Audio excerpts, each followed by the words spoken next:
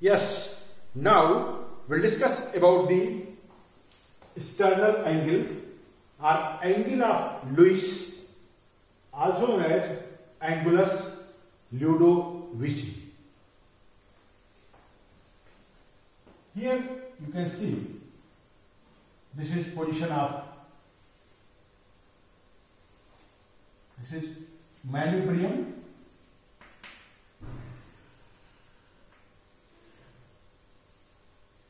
This is manubrium sterni.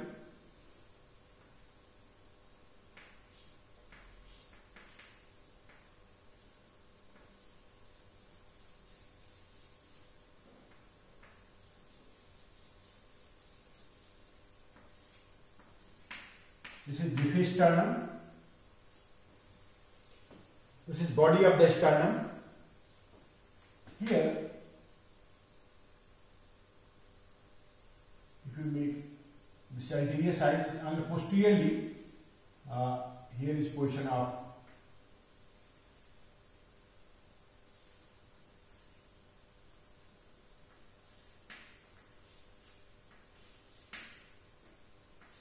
T1 vertebra.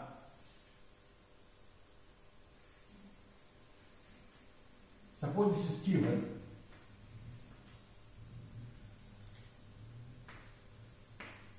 This is suprasternal notch. This is suprasternal notch. Here is position of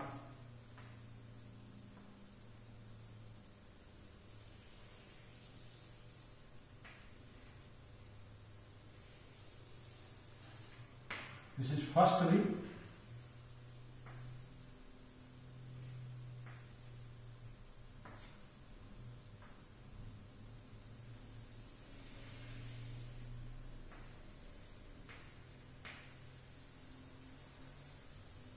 This is first rib. This is cartilage. This is bony part of the first rib, first costal cartilage, and here is position of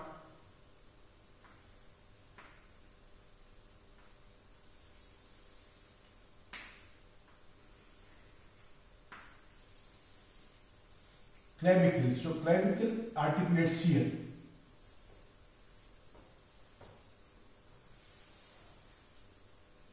This is position of the articulation of the clavicle.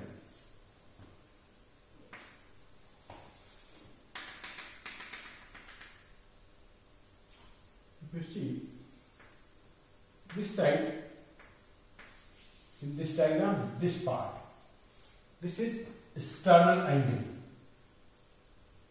Here manubrium and body joins with each other, and here symphysial joint is formed.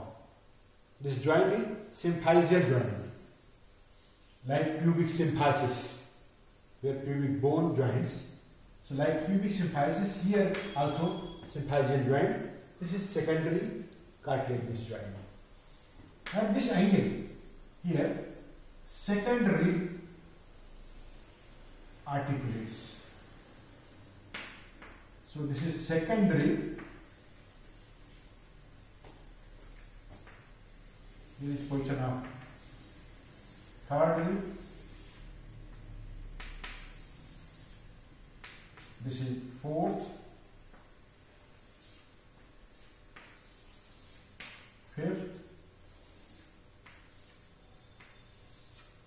sixth, seventh. Here is eighth, ninth, and this is 10th. So this is 10th. This sternal angle or angle of Lewis is about 162 degree of the angle. In this diagram here you can see this is manubrium.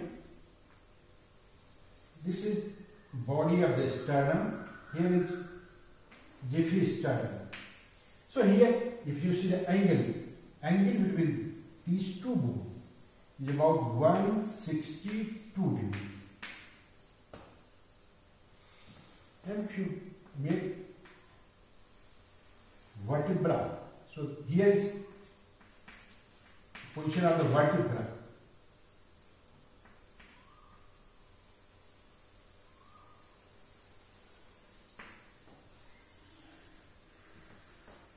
Here is level of, it lies at the level of T2 vertebra. So this suprasternal notch lies at the level of T2 vertebra. This is T2 vertebra, lower border of T2 vertebra. And this sternal angle lies at the level of intervertebral disc between T4 and T5,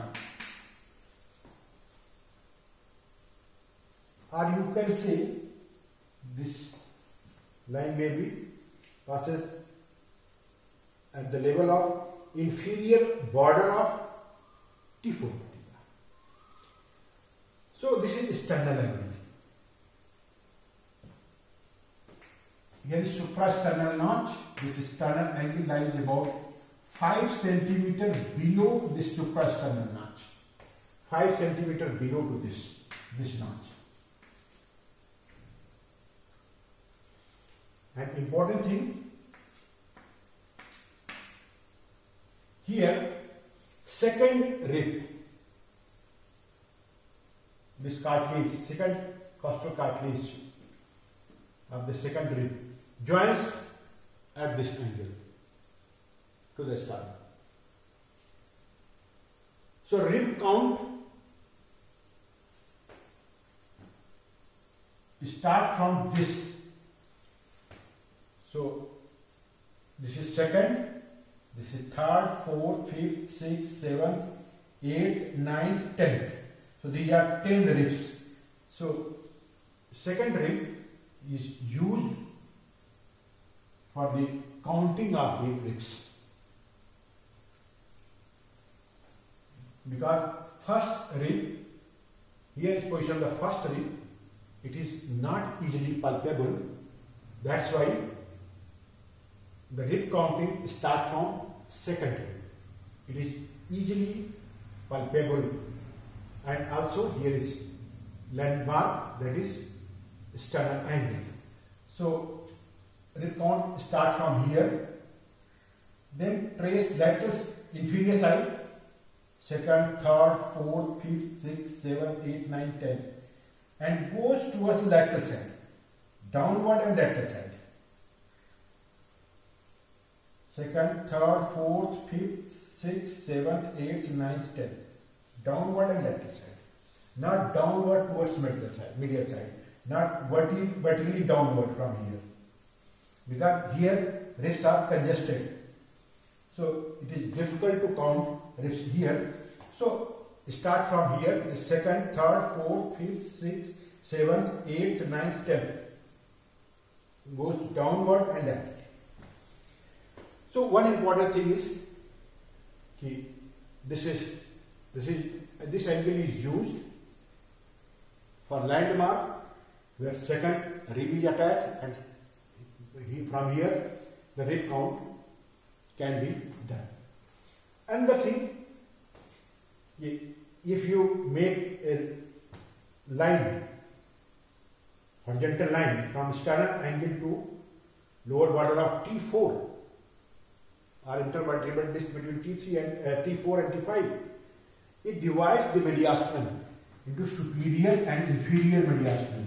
So superior and inferior mediastinum. So this angle is used for division of the mediastinum. And another important thing, here you can see this is position of the heart.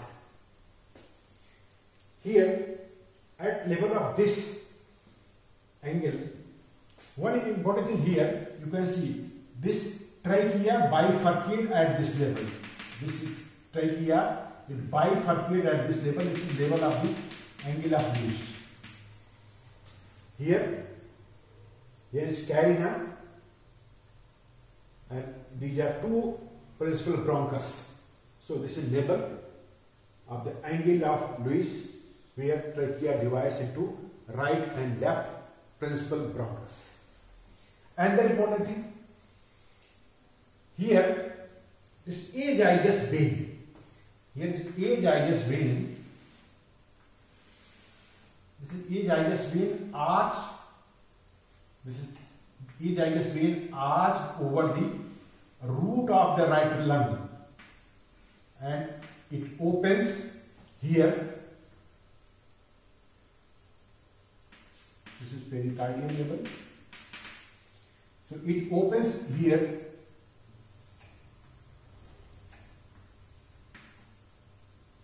into the superior vena cava. So this is azygous vein, this is azygous vein.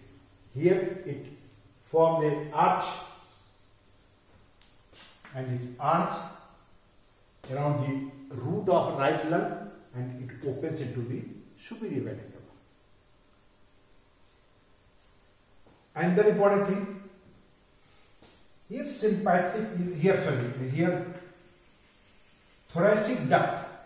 This is thoracic duct. This is thoracic duct. It crosses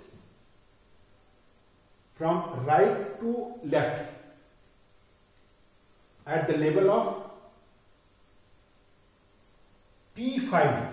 This is T5 vertebra. At T5 level, it starts crossing, and at T4 level, it reaches on the left side. So from here, it turns and reaches on the left side. So this is thoracic duct. So this is thoracic duct. It crosses at the level of T5, but reaches on the left side at level of sternal angle. So it reaches on the left side at level of sternal angle. And the important thing, here you can see the arch of aorta. Arch of aorta begins at this level. This arch of aorta here, this is arch of aorta, this is arch of aorta. So it begins at this level and ends at this level. This arch of aorta begins at this level and also ends at this level. And the important thing, here is ascending aorta. So this ascending aorta ends at this level, and from here descending aorta starts. So descending aorta starts at this level. So ascending aorta ends here and continue as arch of aorta here, and here arch of aorta continue as descending aorta. So this is ascending aorta, this is descending aorta. So this descending aorta starts at level of the sternal angle.